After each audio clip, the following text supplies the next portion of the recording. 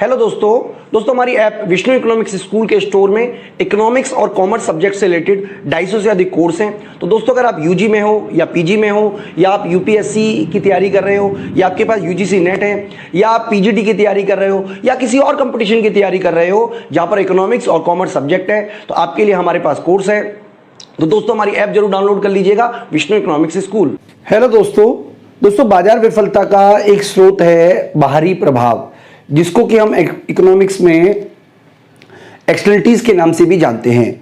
तो बच्चों, बाहरी प्रभाव या बाधाएं जो हैं वो किस तरीके से बाजार असफलता को लेकर आती हैं, या आप कह सकते हो कि क्यों बाधाओं की स्थिति में सरकार के हस्तक्षेप की आवश्यकता पड़ती है, उस पूरे के पूरे टॉपिक को बच्चों हम डिटेल में समझेंगे। तो इस वीडियो में हम आप बच्चों को स्पेसिफिकली बताएंगे कि नकारात्मक बाहरी प्रभाव की स्थिति में बाजार क्यों विफल होता है। तो सबसे पहले हम आपको बाजार विफलता का मीनिंग बताएं, उससे पहले मैं आपको बता देता हूं कि अगर आपने हमारी ऐप डाउनलोड नहीं की है तो आप हमारी ऐप डाउनलोड कर लें, विष्णु इकोनॉमिक्स स्कूल। वहां पर आपको सारे के सारे जो कोर्सेज हैं, चाहे आप यूजीसी नेट में हो, पीजीटी इकोनॉमिक्स में हो, यूपीएससी में हो, तमाम तरीके के कोर्सेज वहां पे अवेलेबल हैं। तो बच्चों, नकारात्मक बाहरी प्रभाव को समझने से पहले बाहरी प्रभाव समझ लेते हैं कि जब हम किसी वस्तु का उपभोग करते हैं या उत्पादन करते हैं तो लाभ या हानि केवल उसी व्यक्ति को नहीं होती जो इस ट्रांजैक्शन से जुड़ा हुआ है, बल्कि किसी और व्यक्ति को भी होती है जो इस ट्रांजैक्शन से जुड़ा हुआ नहीं होता। इस तरीके की स्थिति में बाहरी प्रभाव कहलाता है। मान लीजिए किसान पराली जलाते हैं, तो किसान पराली जलाते हैं मेरे घर से 100 किलोमीटर दूर, लेकिन उसका बुरा असर मुझ पे भी पड़ रहा है, क्योंकि पर्यावरण में जब धुआं फैलेगा, जब डस्ट आएगा, तो इसका बुरा प्रभाव उस पर भी पड़ता है। लेकिन ना तो मैं किसानी खेती में हूं, ना ही किसी तरीके का मैंने इसके लिए कोई सौदा किया है, ना कि मुझे कोई लाभ नहीं हुआ, लेकिन हानि मुझे भी सहनी पड़ेगी। तो ये नकारात्मक बाहरी प्रभाव है। जैसे मान लीजिए एक हमारे पड़ोस में कोई व्यक्ति है जो अपने घर में बिजली पहुंचाने के लिए जनरेटर लगा के रखता है, तो जनरेटर की वजह से जब लाइट चली जाती है तो शोर जो है वो मेरे घर में भी आता है, जबकि ना तो मुझे उससे बिजली मिल रही है, ना ही मैंने उसके लिए कोई पेमेंट किया है, ना ही मुझे कोई लाभ मिल रहा है, लेकिन जो नुकसान है वो मुझे भी बियर करना पड़ रहा है। यानी कि बाहरी प्रभाव कहलाते हैं बच्चों इसको। यानी कि बाहरी प्रभाव से आशय उस स्थिति से है जब उत्पादन एवं उपभोग की प्रक्रिया में लाभ और हानि का केवल लेन देन वाले पक्षों को ही नहीं मिलती, बल्कि अन्य पक्षों को भी मिलती है। तो इसको बोलते हैं बच्चों बाहरी प्रभाव। यानी कि बाहरी प्रभाव की स्थिति में क्या होता है, ध्यान से समझ लीजिए कि बाहरी प्रभाव की स्थिति में जो लाभ है, यानी कि कोई सौदा किया, उसका लाभ और हानि, केवल हानि तो उन दो पक्षों को चाहिए जो उस ट्रांजेक्शन जुड़े हुए हैं, लेकिन और भी लोगों को होती है। जैसे मान लीजिए कोई व्यक्ति ड्रिंक एंड ड्राइव करके गाड़ी चलाता है, तो उसका बुरा असर उस पर भी पड़ेगा जो फुटपाथ पर सो रहा है, क्योंकि इस बात की संभावना तो है कि कोई व्यक्ति नशे में गाड़ी फुटपाथ पर चढ़ा दे। तो इसको कहते हैं बच्चों एक्सटर्नलिटीज। तो यहां पर हम बात करेंगे स्पेसिफिकली इस वीडियो में नकारात्मक बाहरी प्रभाव के बारे में।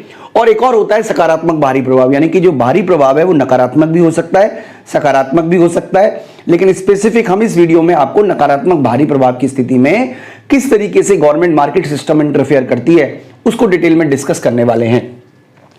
तो बच्चों, ये नकारात्मक बाहरी प्रभाव उपभोग के क्षेत्र में भी हो सकता है। जैसे मान लीजिए आप पार्क में गए, पार्क में आपने चिप्स खाई, चिप्स के पैकेट आपने वहीं फेंक दिए, तो नकारात्मक बाहरी प्रभाव है। अब जो अगला आने वाला व्यक्ति है उसको उसका बुरा असर सहने को पड़ेगा, जबकि उसने इसके लिए कोई फायदा नहीं हुआ है। इसी तरीके से जैसा कि मैंने आपको एग्जांपल दिया था, मान लीजिए कोई व्यक्ति अपने घर के बाहर जनरेटर लगाता है तो उपभोग प्रभाव है। इसी तरीके से मान लीजिए अगर कोई व्यक्ति ऐसा है जो अपने घर में के बाहर एक बहुत बड़ा स्टूडियो रख के बहुत तेज आवाज में गाने सुनता है, तो उसका नुकसान जो है मुझे भी बियर करना पड़ेगा।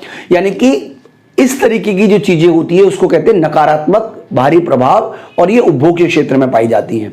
इसी तरीके से उत्पादन के क्षेत्र में पाई जाती हैं।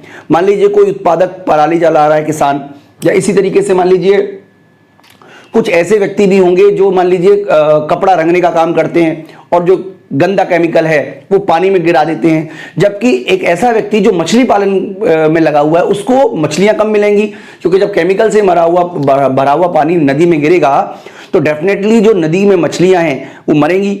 तो यानी कि जो व्यक्ति मछलियों का पालन पोषण करके ही अपना घर चला रहा है, मछलियों के ऊपर ही अपना पालन पोषण कर रहा है, उसको इसका बुरा असर सहने को पड़ेगा। तो ये सारे के सारे उत्पादक क्षेत्र में नकारात्मक प्रभाव है।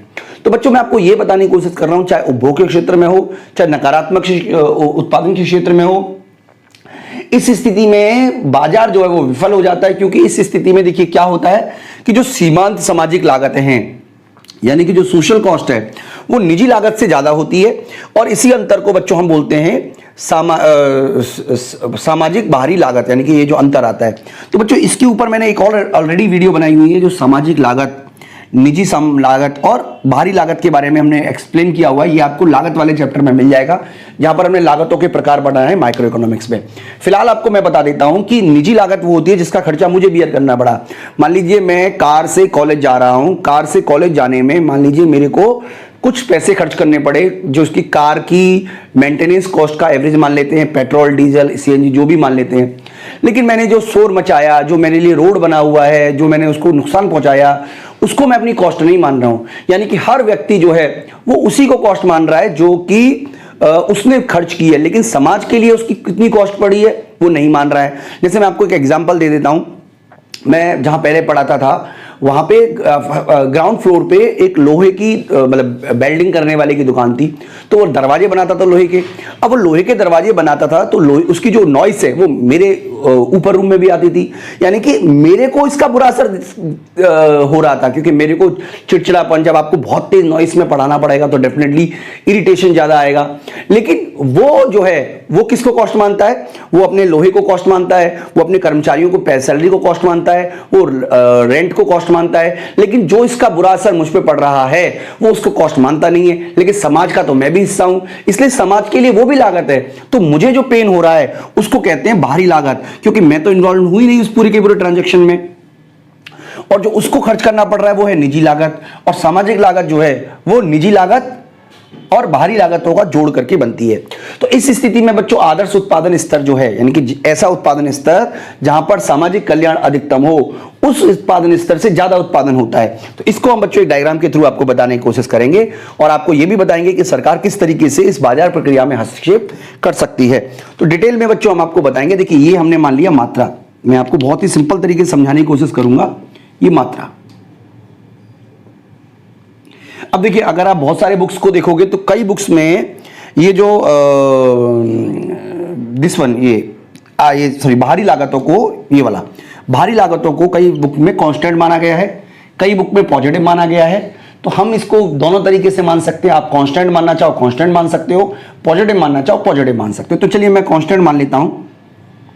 हम यानी कि ये मान लेते हैं कि जो हमारी एक्सटर्नल कॉस्ट है, मार्जिनल एक्सटर्नल कॉस्ट, इसका मतलब बाहरी लागत है, सॉरी बाहरी नहीं, हाँ बाहरी लागत है, वो स्थिर है, सीमांत बाहरी लागत है। इसका क्या मतलब है बच्चों? इस स्थिरता का मतलब क्या है कि आप चाहे कितनी भी मात्रा बनाओ, आपको पर यूनिट मान लीजिए 50 रुपीज का कॉस्ट आ रही है, यानी कि ये वो कॉस्ट आ रही है जो मुझे बियर करनी पड़ रही है, जबकि मैं उसमें इन्वॉल्व हूं ही नहीं। तो ये हमारी मार्जिनल प्राइवेट कॉस्ट है। तो ये आपको क्लियर हो जाना चाहिए। इसके अलावा ये जो है ना दिस वन, ये वाली, ये हमारी है मान लीजिए मार्जिनल प्राइवेट कॉस्ट। ये मार्जिनल प्राइवेट कॉस्ट किस लिए है? क्योंकि ये उस व्यक्ति की कॉस्ट है जो उसको बियर करनी पड़ रही है, जो मान लीजिए दरवाजे बना रहा है। और थोड़ा सा मैं थोड़ा डायग्राम को ठीक कर लेता हूं बच्चों, थोड़ा सा छोटा कर लेते हैं इसको, ठीक है, और इसको भी थोड़ा नीचे की तरफ ले लेते हैं, क्योंकि डायग्राम जो है वो थोड़ा सा छोटा है। मार्जिनल प्राइवेट कॉस्ट, और इसको बोल देते हैं मार्जिनल सोशल कॉस्ट, जो कि किससे मिलकर बनी हुई है? मार्जिनल प्राइवेट कॉस्ट से प्लस मार्जिनल एक्सटर्नल कॉस्ट से। ठीक है जी। तो ये सामाजिक लागत है, ये निजी लागत है। अब ये पॉजिटिव इसलिए है क्योंकि जैसे जैसे आप वस्तु की मात्रा बढ़ाओगे, आपकी जो सीमांत लागत है वो बढ़ती चली जाती है। ठीक है, हमने बढ़ती हुई लागत स्थिति को ले लिया है। और अगर हम बात करें बच्चों मार्जिनल बेनिफिट की, तो किसी भी वस्तु के उपभोग करने से जो मिलने वाला मार्जिनल बेनिफिट है वो नेगेटिव होता है, क्योंकि घटती सीमांत उपयोगिता नियम तो लागू होता ही है ना। मार्जिनल बेनिफिट नेगेटिव होगा, ये डिमांड कर भी आप बोल सकते हो चाहो तो। ठीक है जी। एक निजी व्यक्ति के लिए जो इक्विलिब्रियम पॉइंट है वो ये होगा, इसको हम बोल देते हैं E0। इसका मतलब वो कितना उत्पादन करेगी? वो उत्पादन करेगी Q0, और कितना प्राइस चार्ज करेगी? वो प्राइस करेगी P0। इसका मतलब ये हुआ कि जब उत्पादन की कीमत निर्धारित करते समय उसने केवल अपनी जो कॉस्ट है, यानी कि लोहे की जो कॉस्ट है या कर्मचारियों के पारिश्रमिक की जो कॉस्ट है या जो दरवाजे की बाकी की जो मैन्युफैक्चरिंग कॉस्ट है वो तो शामिल कर ली, लेकिन जो मुझे पेन हुआ, जो दर्द हुआ, उसको शामिल नहीं किया। इसका मतलब एक तरीके से हम कह सकते हैं कि ये वाला हिस्सा आप देखिएगा ध्यान से, यानी कि हमारी जो सोशल कॉस्ट है वो इतनी पड़ रही है और बेनिफिट इतना है। इसका मतलब एक तरीके से ये हिस्सा जो है दिस वन, यानी कि ये जो बीच का गैप है, ये कहलाएगा मार्जिनल डैमेज। मार्जिनल डैमेज, जिसको क्या मार्जिनल एक्सटर्नल कॉस्ट कह रहे हो, उसी को मैं मार्जिनल डैमेज कह रहा हूं। यानी कि ये जो हिस्सा है ना, इसे E1, क्योंकि बेनिफिट और कॉस्ट बराबर बराबर है, लेकिन इतना हिस्सा हमारे को मार्जिनल डैमेज के रूप में भी बियर करना पड़ रहा है। यानी कि एक तरीके से सामाजिक कल्याण की हानि हो रही है। अगर मान लीजिए हम किसी भी तरीके से इस पॉइंट पर आ जाए, इस पॉइंट पर, इस E2 पर, तो इस स्थिति में देखिए हमारा क्या है, क्योंकि गवर्नमेंट का उद्देश्य है इस पॉइंट पर आना। देखिए अगर मान लीजिए किसी भी मोटर से एक्सटर्नलिटीज की हो रही है, तो इसका मतलब ये नहीं है कि सरकार कारों के उत्पादन को बंद कर दे। अगर सोच के देखिएगा कि कारों की अगर बिक्री बिल्कुल जीरो कर दे, हमें जीरो नहीं कर रही बल्कि ऑप्टिमम लेवल पे लेकर आना है। हमें लोहे के दरवाजे बनाने वालों को बंद नहीं करना, बल्कि हमें इसे ऑप्टिमम लेवल पे लेकर आना है। तो ऑप्टिमम लेवल वो है जहां पर marginal social cost marginal benefit के बराबर हो, ना कि वो स्थिति जहां पर marginal private cost marginal benefit के बराबर हो। यानी कि इस स्थिति में ऑप्टिमम लेवल मिलेगा, यानी कि ये जो है ना, ये वाला स्तर, ये कहलाएगा हमारा आदर्श उत्पादन स्तर। यानी कि ये वो स्तर है जहां पर सामाजिक कल्याण अधिकतम हो, और ये कहलाएगा वास्तविक स्तर। यानी कि कहने का सिंपल मतलब है कि जहां पर नेगेटिव एक्सटर्नलिटीज होती हैं वहां पर उत्पादन का स्तर आदर्श उत्पादन स्तर से ज्यादा है। ऐसे तो मान लीजिए सब, अगर मान लीजिए सरकार होगी नहीं तो सब लोग ड्रिंक एंड ड्राइव करेंगे, सभी लोग अपने घरों के बाहर डीजे लगाएंगे, सभी लोग जनरेटर लगा लेंगे, हर कोई आएगा और जो मेरे हितों को करेगा। अगर मान लीजिए मेरे घर के बाहर कोई कूड़ा जलाता है तो क्या मैं उसको रोक सकता हूं? तो यस, सरकार के द्वारा अगर ये निर्देशित है कि कोई भी कूड़ा नहीं जलाएगा तो मैं उसे रोक सकता हूं। यानी कि मार्केट सिस्टम को मुफ्त छोड़ना नहीं चाहिए। मार्केट सिस्टम खास तौर पे उस जगह जहां पे नेगेटिव एक्सटर्नलिटीज क्रिएट कर रहे हैं, वहां पर सरकार लोगों के हाथों में, मार्केट के हाथों में नहीं छोड़ सकती है कि चलो आपको जो करना है वो कर लो। तो यहां पर सरकार के इंटरफेयर की आवश्यकता पड़ती है। यानी कि ये जो हिस्सा है, ये वाला देखिए, ओवरऑल ये वाला हिस्सा जो है वो मार्जिनल डैमेज में कमी आएगी इस पूरे हिस्से की। यानी कि ये हिस्से का हमें एक तरीके से लाभ होगा अगर हम इतना इस उत्पादन लेवल पे आ जाते हैं। तो बच्चों इसके लिए सरकार कई तरीके की पॉलिसी अपना सकती है। एक तो कोस्ट का थ्योरम है जिसमें सरकार के रूल की जरूरत ही नहीं है, दो पार्टी आपस में समझौता कर लें। इसके अलावा पिग्यून टैक्स है, इसके अलावा पिग्यून आर्थिक सहायता है, इमिशन फीस है, कैप एंड ट्रेड पॉलिसी है, कमांड एंड कंट्रोल रेगुलेशन है। तो ये सारे के सारे तरीके हैं जिसके माध्यम से सरकार नेगेटिव एक्सटर्नलिटीज को खत्म कर सकती है, ऋणात्मक बाहरी प्रभाव को खत्म कर सकती है। लेकिन बच्चों ये सारे के सारे जो टॉपिक हैं वो हम आपको पढ़ाएंगे। हालांकि अगर देखिए आपके सिलेबस में है तो यही पढ़ा देंगे, लेकिन ये अगर आप यूजीसी नेट की तैयारी कर रहे हैं तो आपको ये सारे के सारे टॉपिक मिलेंगे इन्वायरमेंटल इकोनॉमिक्स में, क्योंकि इन्वायरमेंटल इकोनॉमिक्स भी बाहरी प्रभावों से का ही पार्ट है, पूरा का पूरा नेगेटिव एक्सटर्नलिटीज। तो इन्वायरमेंटल इकोनॉमिक्स में आपको ये सारे के सारे टॉपिक मिलेंगे जिसमें हम आपको ये सारे तरीके से बताएंगे किस तरीके से गवर्नमेंट जो है वो इसको कंट्रोल करती है। फिलहाल आप ये समझ लीजिए कि सरकार को इस सिस्टम में हस्तक्षेप करना आवश्यक है। यानी कि अगर सरकार प्रति इकाई टैक्स लगा दे तो प्रति इकाई टैक्स लगाने की वजह से जो यानी कि 50 रुपए, मान लीजिए हमारा जो डैमेज हुआ है वो 50 रुपए का हुआ है, तो सरकार अगर प्रति इकाई 50 रुपए टैक्स लगा दे तो डेफिनेटली जो उत्पादन का स्तर है वो घटेगा। अब सरकार जो इस 50 रुपए का प्रयोग सोशल वेलफेयर के लिए कर सकती है। तो इस तरीके से बच्चों हमने समझा कि सरकार जो नेगेटिव एक्सटर्नलिटीज की वजह से मार्केट सिस्टम कैसे फेल होता है, क्योंकि वास्तविक उत्पादन स्तर आदर्श उत्पादन स्तर से ज्यादा होता है। इसीलिए इस स्थिति में सरकार के हस्तक्षेप की आवश्यकता बनी रहती है। तो बच्चों इस वीडियो में तो मैं आपको इतना ही करा रहा हूं। अगली जो वीडियो होगी उसमें हम आपको बताएंगे कि पॉजिटिव यानी कि धनात्मक सकारात्मक बाहरी प्रभाव के कारण बाजार क्यों विफल होता है और सकारात्मक बाहरी प्रभाव की स्थिति में भी क्यों आखिरकार सरकारी हस्तक्षेप की आवश्यकता होती है। इस वीडियो में इतना ही बच्चों, थैंक यू।